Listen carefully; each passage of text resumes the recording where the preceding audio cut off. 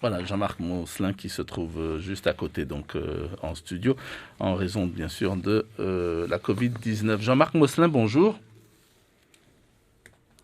Jean-Marc Mosselin, bonjour. Oui, bonjour.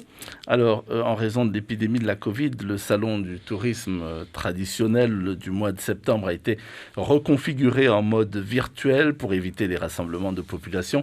Il a été remplacé par le premier salon du tourisme à distance qui s'est tenu donc du 7 au 16 septembre sur 10 jours, donc au lieu des 3 jours de salon habituel. Alors, est-ce que les Polynésiens ont été séduits par cette nouvelle formule et est-ce que les professionnels du tourisme y ont trouvé leur compte ? Effectivement, donc ce salon a été mis en place très rapidement, enfin de toute urgence pour essayer de limiter les conséquences de cette annulation et puis pour continuer à soutenir nos prestataires touristiques. Cette alternative, en tout cas, elle a permis aux exposants qui étaient inscrits au salon, mais aussi à l'ensemble des acteurs touristiques de proposer leurs offres pendant 10 jours, donc sur le site de tahititourisme.pf, qui est devenu du coup une véritable vitrine pour leurs offres. Alors les premiers résultats que nous avons de fréquentation sont tout à fait encourageants puisque nous avons enregistré 300 prestataires qui se sont enregistrés. Donc habituellement nous en avons entre 230 et 250. Donc 30 à 50 prestataires de plus. Nous avons eu 550 offres qui ont été publiées, 40 000 visites sur la page de tahititourisme.pf, ce qui est tout à fait exceptionnel, 22 700 visiteurs. Sachez que habituellement sur le salon du tourisme en présentiel, nous en avons environ 20 000.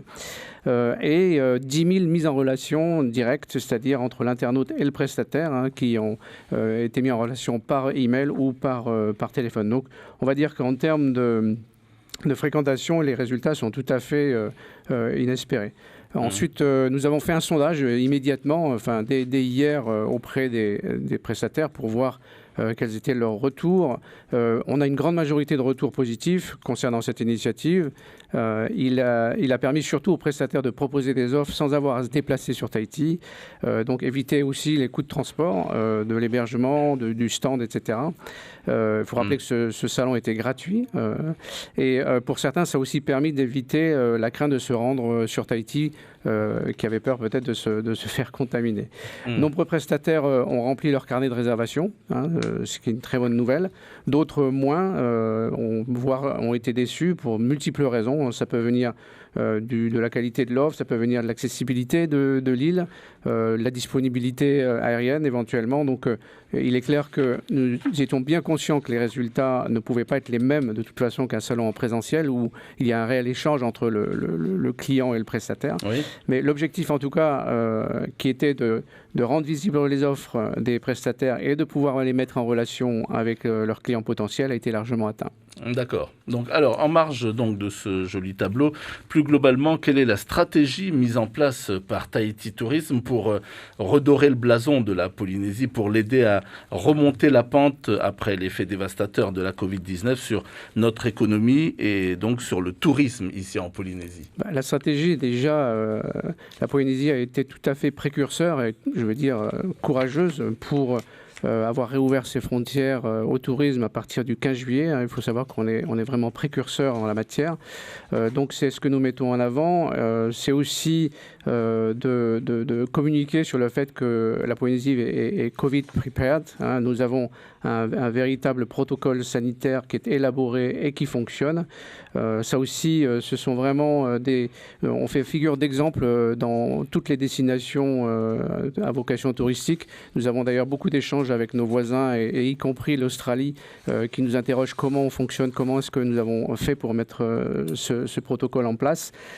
Et on surfe évidemment sur le fait du coup de notre isolement, puisque ce qui pouvait être un handicap dans le passé apparaît aujourd'hui comme un avantage, puisque nous apparaissons comme une destination refuge avec une distanciation naturelle, du coup, non seulement par nos îles, mais aussi par le fait que nos produits tels que les bungalows, etc., permettent une distanciation naturelle. Donc, et c'est aussi la Polynésie le moyen de retrouver les valeurs essentielles après ces mois de confinement.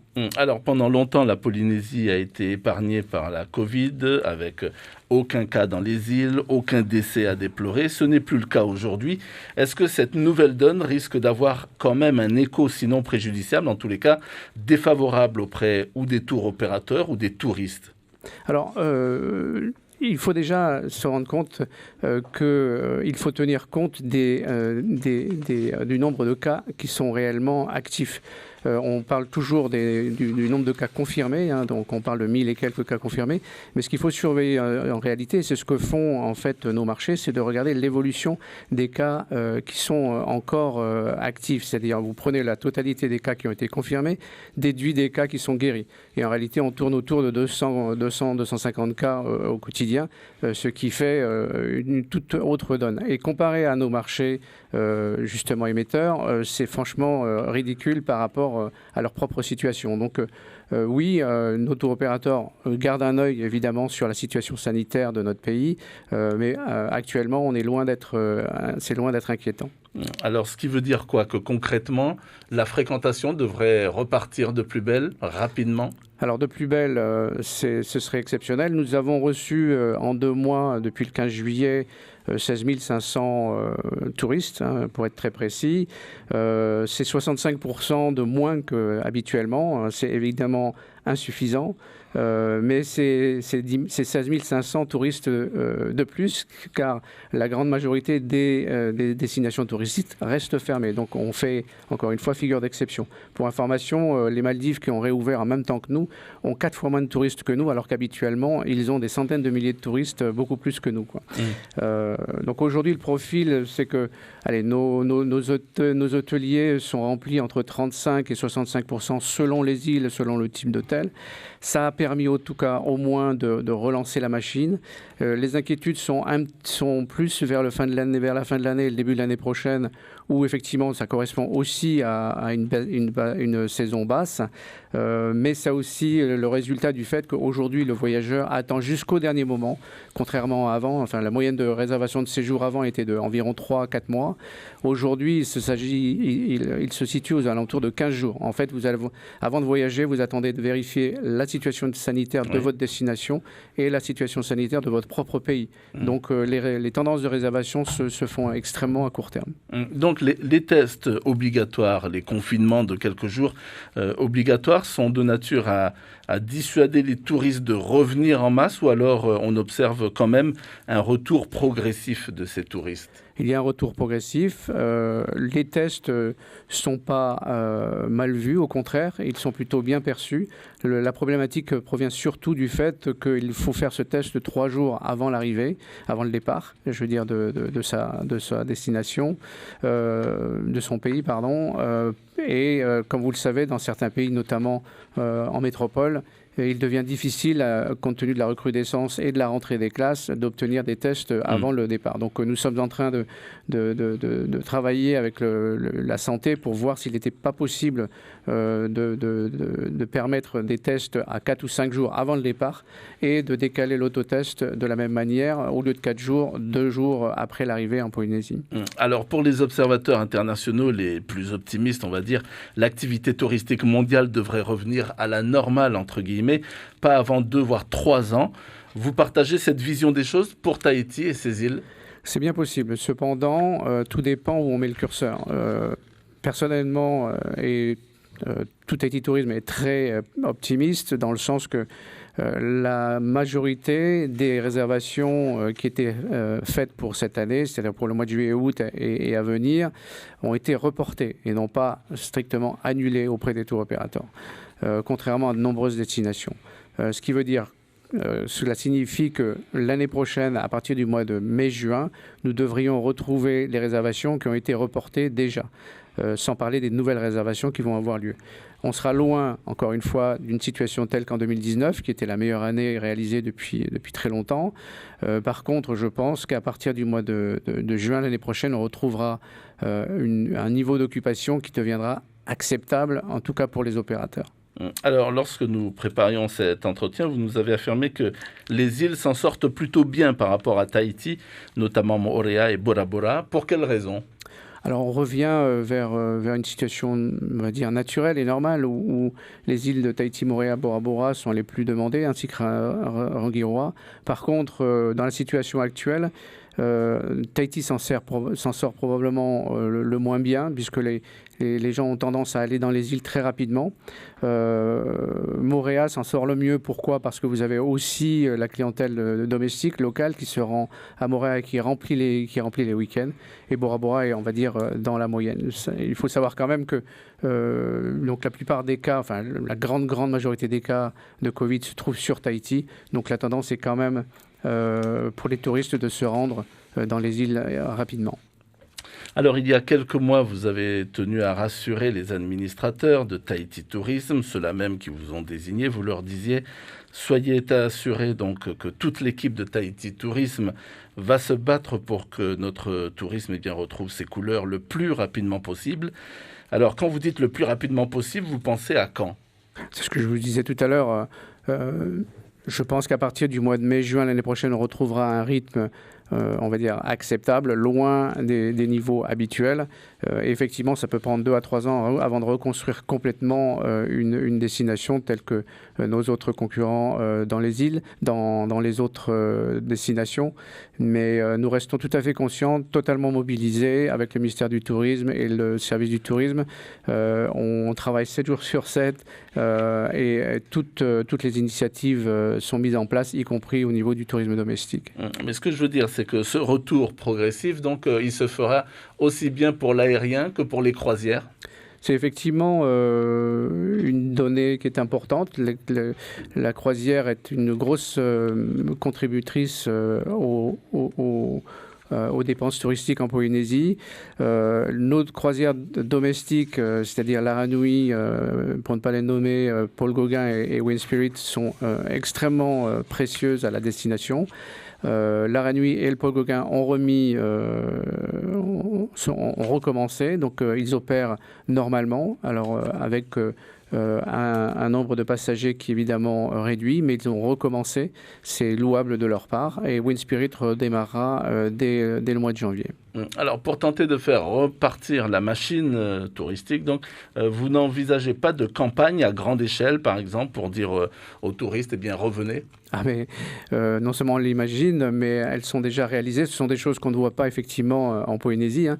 Mais les campagnes internationales sur tous les marchés émetteurs ont été réalisées en 6 semaines au mois d'avril et ont été lancés justement pour la réouverture de la Polynésie au 15 juillet. Nous sommes maintenant dans une deuxième phase, ce qu'on peut dire un petit peu techniquement d'une phase tactique, c'est-à-dire qu'on soutient tous les tours opérateurs du monde entier qui nous vendent au travers d'une seconde vague de campagne avec des soutiens marketing, c'est-à-dire qu'on s'associe avec leur propre campagne. Pour tout dollar qu'ils mettent, on rajoute $1 pour amplifier la campagne de nos partenaires tour opérateurs qui vendent la Polynésie. Alors, certains établissements hôteliers tardent à rouvrir. On pense par exemple au nouveau Sofitel, au Méridien, donc du côté de Punaouia, l'ex-Méridien. Ça veut dire quoi? Qu'ils attendent quoi finalement? Qu'il y ait beaucoup plus de touristes? Je ne pense pas que la raison principale à la réouverture de ces établissements soit le fait de la crise actuelle. Ça n'aide pas certainement, mais je pense qu'il y a d'autres raisons internes qui expliquent cette non-réouverture. Quoi par exemple? Des questions de vente, de rachat, de changement de propriété, oui. Alors mardi, on va finir par là. Mardi s'est tenue l'Assemblée générale de Tahiti Tourisme. Ce fut notamment l'occasion de valider l'adhésion d'une quarantaine de nouveaux adhérents. Désormais, le nombre de membres de Tahiti Tourisme passe à 120. Alors qu'est-ce que ça va changer?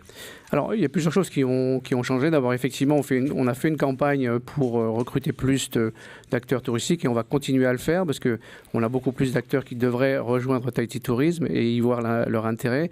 On a changé le mode d'adhésion puisqu'avant, il y avait une somme unique de 12 000 francs pour être membre et ensuite, pour être administrateur, il fallait payer beaucoup plus cher.